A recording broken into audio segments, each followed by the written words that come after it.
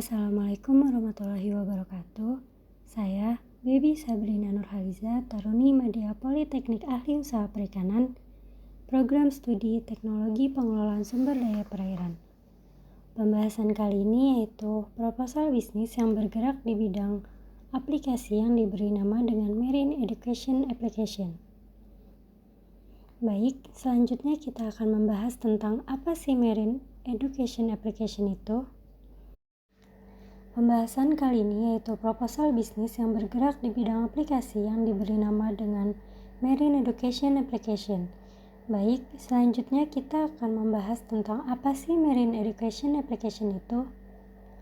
Adapun latar belakang dalam pembuatan aplikasi ini yaitu dengan konsep revolusi industri 5.0 merupakan konsep yang secara fundamental dapat mengubah cara kita hidup, bekerja, belajar, dan berhubungan satu dengan yang lain. Datangnya revolusi industri 5.0 adalah periode baru dengan perubahan yang mendalam dan transformatif. Pada implementasi revolusi industri 5.0 banyak aspek yang mendorong produktivitas dan efisiensi dalam produksi produk dan jasa. Selain itu, era baru ini menyediakan kemudahan dan kenyamanan bagi masyarakat.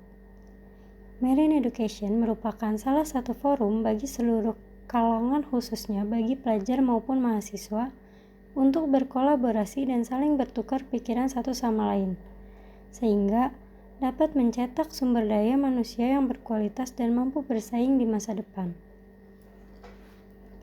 Marine Education adalah sebuah aplikasi yang menjadi wadah untuk menambah relasi, wawasan, dan membantu untuk semua kalangan. Aplikasi Marine Education ini memberikan sumbangsi terhadap penciptaan sumber daya manusia yang berkualitas di bidang kelautan dan perikanan. Marine Education ini bertujuan untuk menghasilkan sumber daya manusia yang cakap dan kompeten di bidang kelautan dan perikanan. Adapun tujuan dari ide bisnis Marine Education Application ini yaitu untuk mewadahi seluruh komponen masyarakat, tenaga pendidik, siswa dan siswi serta khususnya mahasiswa kelautan dan perikanan untuk saling terhubung dan dapat memperoleh satu sama lain. Marine Education Application ini memiliki manfaat yang dapat mempermudah pengguna untuk mendapatkan informasi yang real dan update terkait perkembangan dunia kelautan dan perikanan. Selain itu juga mempermudah masyarakat, khususnya mahasiswa yang memiliki suatu inovasi produk untuk dipasarkan ke dalam aplikasi Marine Education ini.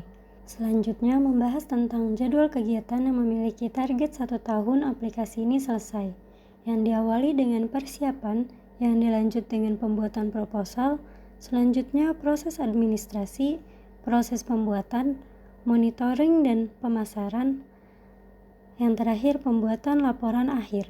Selanjutnya masuk ke dalam struktur organisasi. Adapun tugas yang diberikan yaitu Muhammad Iqbal sebagai CEO yang memiliki peran seperti merancang dan mengomunikasikan visi perusahaan, merekrut anggota tim, memprediksi tren pasar, membangun hubungan dengan investor, dan mengatur biaya dan anggaran. Selanjutnya Astria Pawitra sebagai COO yang berperan sebagai penghubung antara karyawan dan CEO dan mengatur bisnis inti. Selanjutnya, Muhammad Kunainin Adnan dan Hendra Pande sebagai CTO yang berperan sebagai melihat pengembangan produk, memahami dan mengadopsi perkembangan teknologi, dan mengelola pengembangan produk. Selanjutnya, Baby Sabrina sebagai WP yang memiliki peran sebagai mengembangkan strategi pemasaran dengan CMO, memahami kebutuhan konsumen, dan mengembangkan nilai tambah yang menarik. Selanjutnya, Rizky Ramadhani dan Tiara Putri sebagai CFO yang memiliki peran dalam membentuk strategi penggalangan dana, membuat keputusan yang berhubungan dengan sumber daya manusia seperti merekrut, memecat, menggaji, keuntungan, dan akuisisi. Yang terakhir, Wahyu Nurul sebagai CMO yang memiliki peran sebagai mengembangkan strategi pemasaran, melaksanakan riset pasar, menjaga citra perusahaan, dan membuat kampanye humas. Selanjutnya, proses produksi yang memulai aplikasi ini dengan perancangan sistem aplikasi yang dilanjut dengan pembuatan, testing, Selanjutnya maintenance, dan setelah itu selesai. Selanjutnya masuk ke segmentasi konsumen dengan beberapa komponen konsumen. Yang pertama demografi yang meliputi usia 15-72 tahun. Selanjutnya jenis kelamin, laki-laki dan perempuan. Kelas sosial yang meliputi kelas sosial manapun. Dan pekerjaan segala jenis pekerjaan. Akan tetapi lebih diutamakan pelajar dan mahasiswa dari segala jenis pekerjaan yang berkaitan dengan kelautan dan perikanan. Yang kedua ada geografis, lokasi tempat tinggal yang dapat digunakan dimanapun dan kapanpun. Selanjutnya ada perilaku, jumlah pengeluaran untuk suatu kegiatan yang kita analisis yaitu pengeluaran kuota internet 500 MB sampai 2 GB per hari. Frekuensi pembelian suatu produk atau layanan yaitu dengan pembelian kuota internet 1 kali sebulan dan pembelian paket wifi 1 kali sebulan. Selain segmentasi konsumen, kita juga menganalisis beberapa pesaing yang memiliki tujuan yang hampir sama dengan aplikasi ini. Adapun beberapa jenis pesaing yaitu Rich Farm, yaitu aplikasi perdagangan alat dan hasil perikanan. Untuk itu kita mengatasinya dengan fitur e-commerce di mana dapat berguna untuk mempermudah pengguna mempromosikan barang dagangan mereka. Yang kedua, Ecosys, yaitu aplikasi bagi pelaku agribisnis untuk saling terhubung, berkolaborasi, dan tumbuh. Untuk mengatasinya, kita memfasilitasi pengguna untuk saling terhubung, berkolaborasi, dan tumbuh melalui fitur Friend and Create a Team yang ada. Selain itu, beragam informasi yang tersedia di fitur News membantu pengguna untuk menambah wawasan. Yang ketiga, budidaya ikan, yaitu aplikasi yang menjelaskan bagaimana cara budidaya segala macam jenis ikan. Untuk mengatasinya, kita sama dengan aplikasi Ecosys. Yang keempat ada Facebook. Aplikasi ini terdapat berbagai fitur seperti forum jual beli, fitur update status, grup untuk menghubungkan masyarakat yang memiliki kepentingan yang sama, dan fitur pertemanan. Untuk mengatasinya, di aplikasi ini kami juga memiliki fitur-fitur serupa di aplikasi yang kami buat. Jika Facebook terdiri dari beragam tujuan dan kepentingan, aplikasi kami juga hanya di bidang kelautan dan perikanan, di mana hal ini akan memudahkan masyarakat mencari informasi dengan lebih efisien di bidang kelautan dan perikanan. Selanjutnya, keunggulan bersaing dan sumber daya. Kita memfasilitasi pengguna untuk saling terhubung, berkolaborasi, dan tumbuh melalui fitur yang telah disediakan pada aplikasi ini. Selanjutnya, kita masuk ke strategi pemasaran. Yang pertama yaitu brand. Kita memiliki brand yang diberi nama dengan Marine Education, dengan logo yang memiliki 3 filosofi yang mendasar yaitu kemudi kapal, yang melambangkan sebagai kebermanfaatan aplikasi ini untuk kemajuan sektor kelautan dan perikanan Indonesia. Yang kedua, bola dunia, yang melambangkan bahwa dunia merupakan sumber ilmu yang perlu dieksplor dan dikembangkan serta dilestarikan.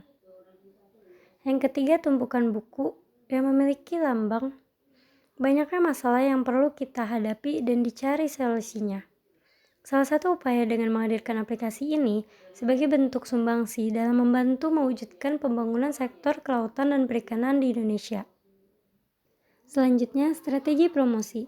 Di sini kita memiliki beberapa strategi dalam mempromosikan aplikasi yang kita buat agar bisa lebih menarik dan mempertahankan konsumen serta pelanggan yang menggunakan aplikasi kami.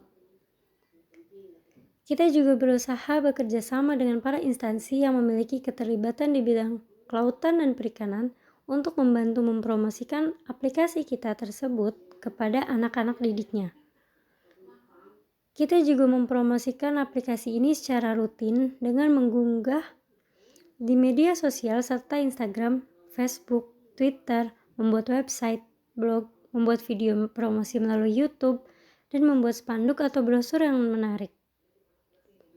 Selain itu, kita juga mempromosikan aplikasi yang kita buat dengan menjelaskan hal-hal yang dapat menarik dan mempertahankan para konsumen seperti fitur-fitur yang telah kami sediakan. Selanjutnya kita masuk ke strategi harga. Dengan strategi harga, kita membuat aplikasi Marine Education ini dengan sistem penggunaan gratis tanpa dikenai biaya sepeser pun bagi pengguna yang menggunakan aplikasi kita. Lalu bagaimana kita bisa mendapat keuntungan apabila aplikasi kita digratiskan bagi semua pengguna? Tentunya kita akan memasukkan iklan ke dalam aplikasi dan website kita agar kita bisa mendapat keuntungan. Kita juga bisa bekerja sama dengan Google AdSense maupun Google AdMob untuk memasukkan layanan iklan ke dalam aplikasi kita tersebut. Kita juga menyiapkan opsi untuk memberikan donasi di dalam web yang kita buat sehingga kita akan tetap bisa mendapat keuntungan agar perusahaan kita bisa terus berjalan. Yang terakhir kita masuk ke strategi distribusi. Strategi distribusi ini harus tepat sasaran dan harus sesuai langkah pemasarannya. Dikarenakan aplikasi yang kita buat bisa digunakan siapa saja dan dari kalangan mana saja. Jadi kita membuat strategi pendistribusian ini dengan cara menyediakan aplikasi yang siap diinstal di Google Play Store dan menyediakan dalam bentuk web. Selanjutnya analisis SWOT. Yang pertama ada strengths. Kelebihan dari aplikasi kami ini menggunakan sistem running yang artinya akan terus diupdate setiap saat. Selain itu, ciri khas dari aplikasi kami ini yaitu menjadi penghubung antara mahasiswa kelautan dan perikanan se-Indonesia melalui satu jendela aplikasi. Yang kedua ada opportunities. Karena belum ada yang menyerupai aplikasi ini, sehingga kami bisa menguasai segmentasi pasar. Yang ketiga ada weakness. Kelemahan dari bisnis kami ini dikarenakan berbasis aplikasi, maka ada kemungkinan mengalami fluktuasi jaringan. Yang keempat ada threats. Pesaing dan target konsumen. Dalam kedua hal ini menjadi hambatan bagi kita karena ke depan pasti akan ada aplikasi pesaing yang menyerupai dengan aplikasi kita. Selanjutnya BMC atau Business Model Canvas. Yang pertama Customer Segments, yaitu pelajar atau mahasiswa, lingkup kelautan dan perikanan, dan masyarakat umum. Yang kedua ada Customer Relationships, yaitu platform media sosial, forum aplikasi, update informasi minimal 1 post per hari. Selanjutnya Value Proposition. Jadi ini adalah keunggulan yang dari aplikasi ini yang menjadi wadah informasi tentang kelautan dan perikanan, meningkatkan kualitas SDM di bidang kelautan dan perikanan. Yang ketiga mudah digunakan karena berbentuk aplikasi. Selanjutnya Key Activities, yaitu memperbarui informasi aplikasi, menjadi forum diskusi, melakukan inovasi sehingga menciptakan hal baru. Selanjutnya Key Partner, yaitu semua kalangan khususnya pelajar atau mahasiswa kelautan dan perikanan, dinas kelautan dan perikanan, pemerintah daerah. Selanjutnya Key Resource. Yang pertama yaitu SDM yang berkompeten, berbasis pada teknologi, dan yang terakhir semangat muda untuk mengembangkan bisnis. Selanjutnya ada Channels, di mana kita mempromosikan aplikasi ini melalui website, media sosial, dan mobile.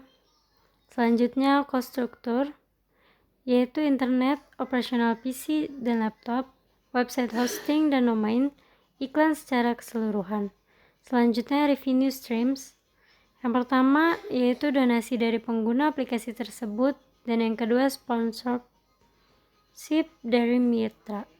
Selanjutnya masuk ke strategi keuangan. Yang pertama kebijakan modal yang telah kami analisis dan akumulasi yaitu 20.500.000, sedangkan sumber pendanaan dan modal yang berasal dari tim yaitu 30 juta. Rincian keuangan yang dapat kita sebutkan, yang pertama laba rugi dengan total beban 6.500.000 dan laba bersih operasional yang kita dapatkan yaitu 29.500.000.